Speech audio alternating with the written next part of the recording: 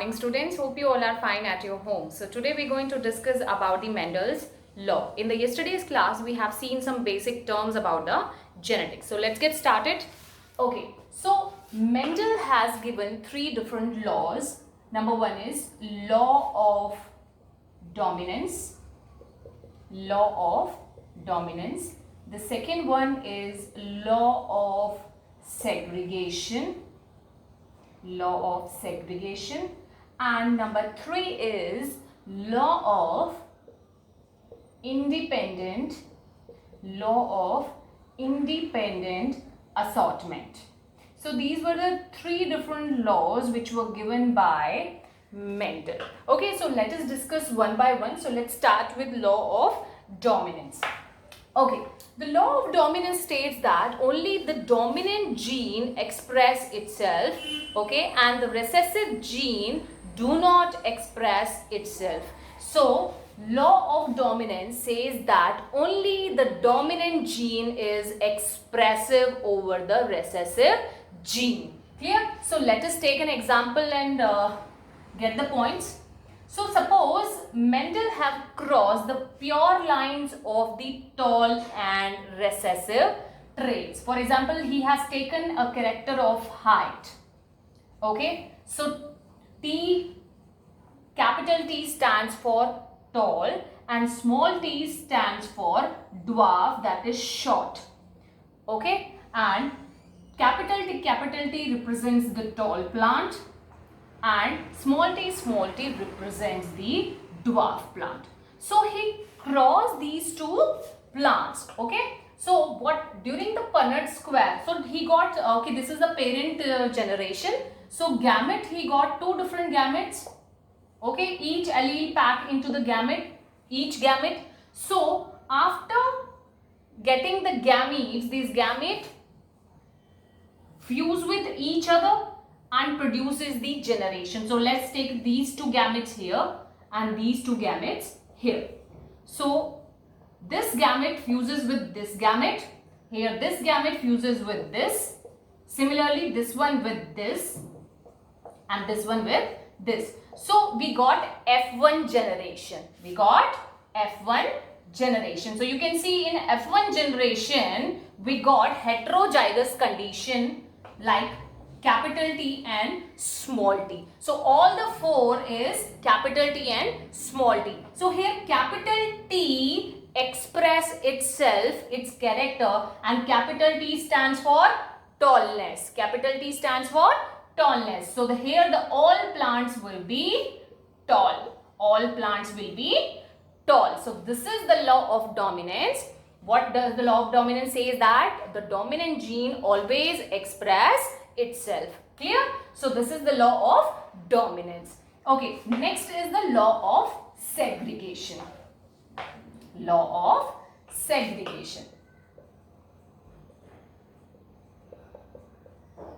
Okay, so law of segregation, what does it mean? It states that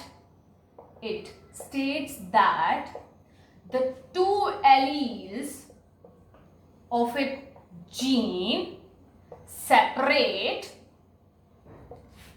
at the time of gametogenesis. Gametogenesis means the formation of gametes. Okay, so the two alleles of a gene separate at the time of gametogenesis. They separate at the time of gametogenesis, and each allele pack into each gamete.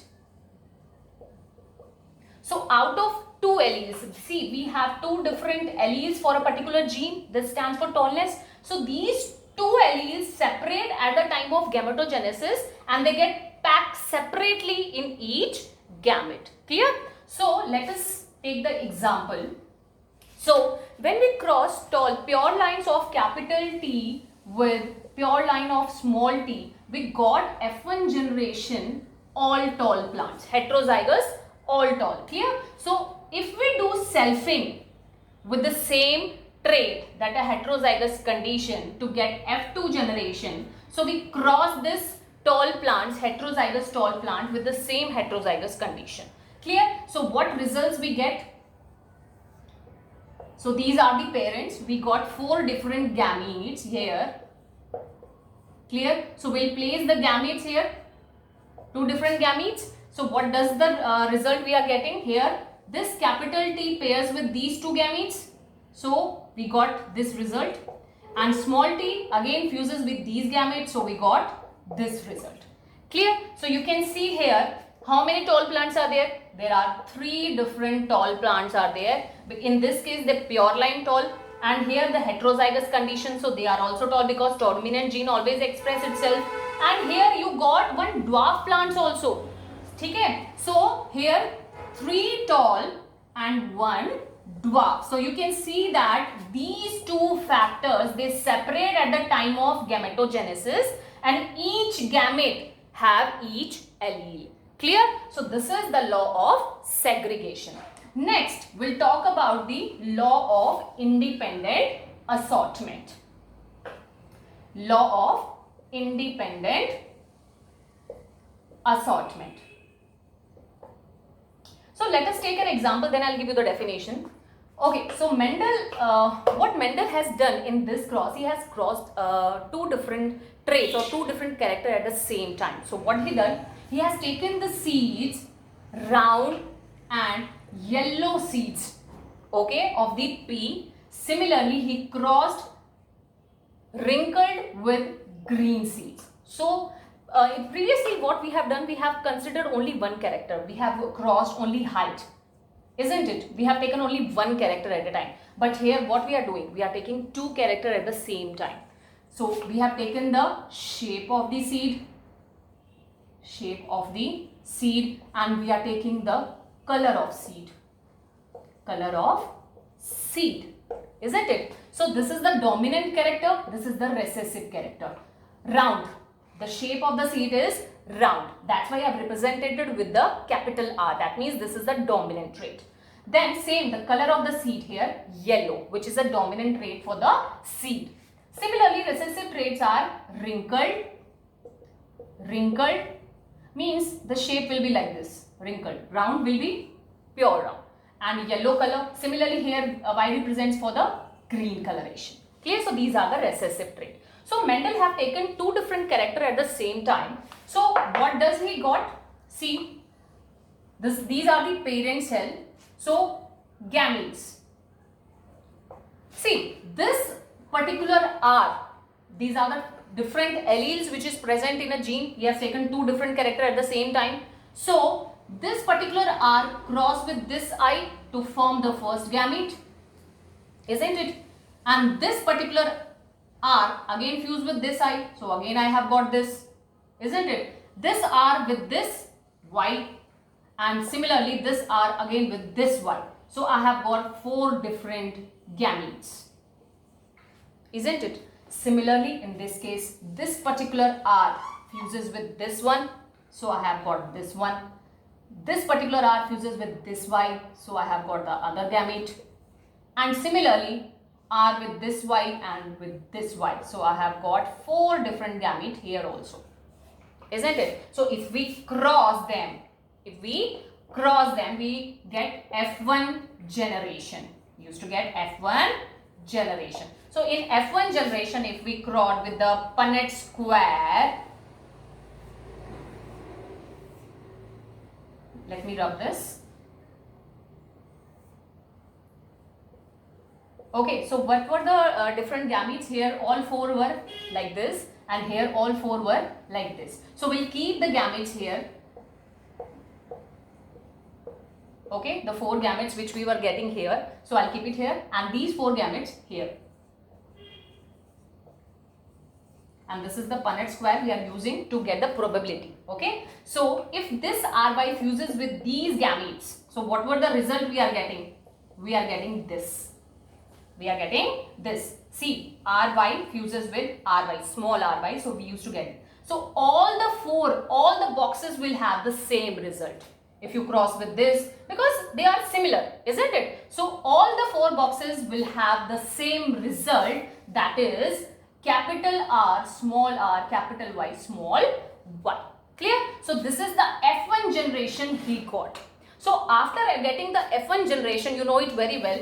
After getting F1 generation, we cross the F1 generation with the F1 generation only. This is known as selfing. This is known as selfing. So after selfing, what the result he got? Let's see. So he crossed F1 generation with the F1 generation, which we used to call the selfing.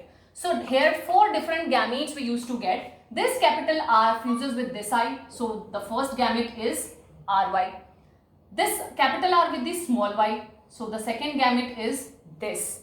So this small ry, the third gamete. So here small r capital Y. And this small r with the small y. So this is the fourth gamete. Clear? Same way here. So these were the same gametes which we are getting. Just look at here.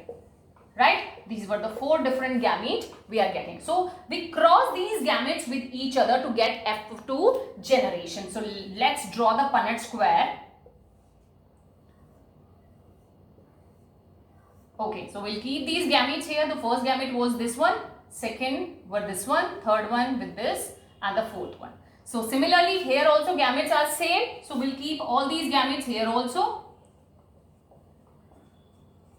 Right? So if you cross this particular gamete with these 4 gametes, what the result you are getting? Capital RR, capital Y.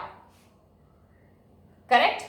And this one, capital RR, capital Y, small y. Similarly here, capital R, small r, capital Y, capital Y. Capital R, small y, capital Y, small y. So likewise you are going to get the results. So let us see.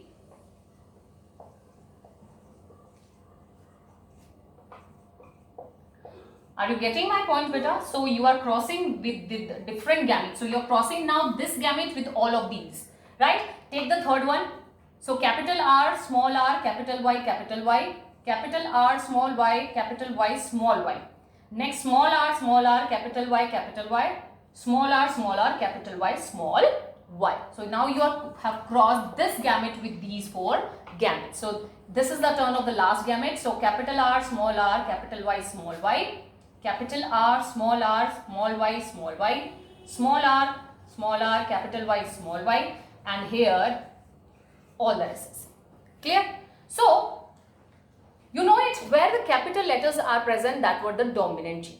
Clear? So here both the alleles showing round and yellow. Round and yellow. Here also round and yellow. If you see, this is the recessive trait. Here the dominant gene is present. So dominant gene always express itself. You know it very well. So this is also round yellow.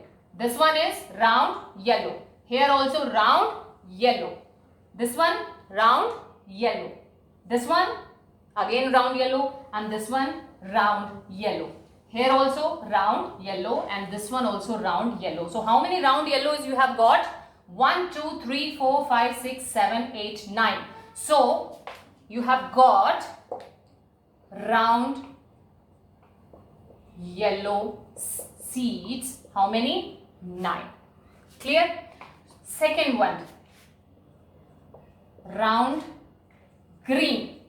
That means you should have 1 or at least 2 or 1 dominant gene for round, and green means you should have the small y, both the small y's. Clear? So you just look at here. This one is the round green. If you can see where the round green, another one round green. So you have got 3 round green seeds, right? Next is the wrinkled yellow. Wrinkled yellow. How many? So at least for wrinkled you want both the small r, right? You should not have the capital R. And for yellow you have capital Y. So you just look at here. 1, 2, 3. So there are 3 wrinkled yellow. And what about the wrinkled green? Wrinkled green. Only 1. Right? What were the parents we have taken? We have taken, these were our parents, isn't it? Round yellow, wrinkled, green. These were our parents. So what are the new combination we have got now? We have got wrinkled yellow, which was not there in the parents generation, and we have also got round green, which was not there in the parent generation. So law of independent assortment says that along with the parental combination you will get new combination, and it is because of the gene independently assort themselves. Clear beta? So independent assortment law says that the gene, they independently assort themselves, and along with the parental combination you will get new combination because of recombination of the alleles in the gamete. Clear? So that's all for today. In the next class we will discuss about the various crosses. Thank you so much.